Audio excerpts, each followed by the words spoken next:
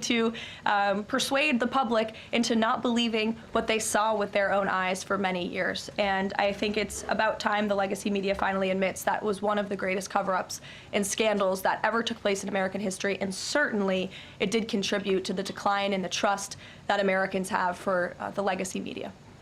Peter, which, by the way, is why we've made many changes to this briefing room in this White House. It's long overdue. Peter, go ahead. Thank you. A few things.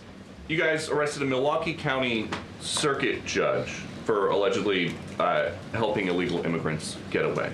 As you guys look at other judges, would you ever arrest somebody higher up on the judicial food chain, like a federal judge or even a Supreme Court justice? Well, that's a hypothetical question. Again, I defer you to the Department of Justice for individuals that they are looking at or individual cases. But let's be clear about what this judge did. She obstructed federal law enforcement who were looking for an illegal alien in her courthouse. She showed that illegal alien the door to evade law enforcement officials. That is a clear-cut case of obstruction. You don't have to be a lawyer to understand that. And so anyone who is breaking the law or obstructing federal law enforcement officials from doing their jobs is putting themselves at risk of being prosecuted, absolutely. You guys have at least 18 written trade proposals. We still don't know who they are from or what they contain. What is the holdup with that? There's no holdup. We're working around the clock. The trade team is working all day. I was on the phone late last night with Secretary Lutnick. I was on the phone this weekend as well with Secretary Bessent. I mean, the entire team is working 24/7 to get these trade deals done.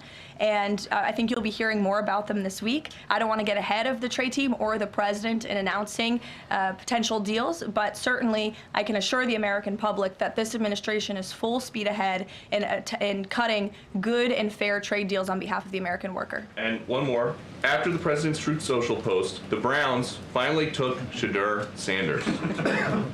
Does the president think he deserves credit for Sanders getting picked? And does he think going to the Browns is better than being undrafted? Hey, all I will say is the president put out a statement, and a few rounds later he was drafted. So I think the facts speak for themselves on that one, Peter. We'll go to the back row in the middle, to the blonde.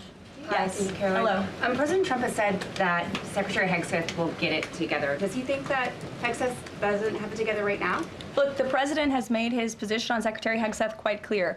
He absolutely has confidence in the secretary's ability to lead the Pentagon. It's why he nominated him for this position. It's why the Senate voted to confirm him in this position.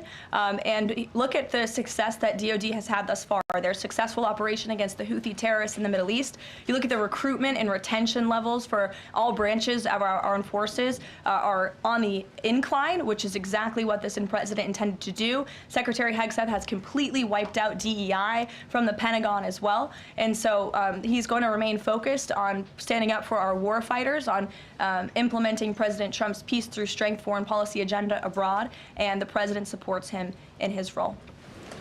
Sure. Many are wondering how these 10 or 20 million people are working. Is there some efforts to clamp down on employment because they're working somewhere to keep staying here?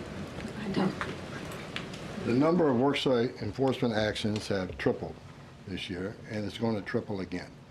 Because in sanctuary jurisdictions especially, if we can't arrest a bad guy in the safety and security of a county jail, and they're going to release them into community, that means we go into the community.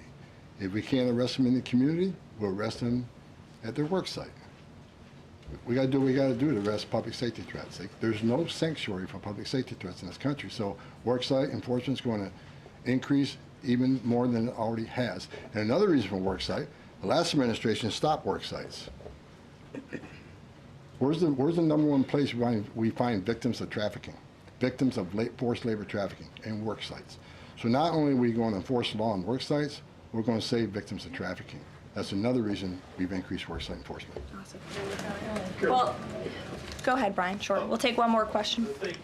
This is for Mr. Holman. We all walk by these heinous yard signs that are along Pebble Beach. What is some of the feedback that your ICE agents are getting in the field from the community as they remove these individuals from their families, their neighborhood, their schools, or all the places in their community? What's been the reaction that your ICE agents have gotten from the people who live amongst these individuals? The morale of ICE and Border Patrol is at all-time high. because they're getting to uphold the oath they took, and they're enforcing the law. Border Patrol and the Biden administration, I met with hundreds of them. They felt like Uber drivers and tourist agents. These men and women joined the ranks of ICE and Border Patrol to enforce the law, make the community safer, and protect national security. I hear it all the time. There's a lot of people in this country who don't like me. I don't care. But when I walk to an airport, I have many people walking up to me and thank me for what I'm doing, and I'm not taking credit for anything. The success of the border and immigration enforcement is President Trump and the men and women wearing that uniform. God bless each and every one of them. But I take a pleasure in seeing it because in 40 years of doing this job, people always want to say, why are you so emotional when you testify? Why are you so emotional on network? Because if they wore my shoes for 40 years, they'd understand why I'm emotional. I've talked to little girls as young as 9 years old that were raped multiple times by the cartel members.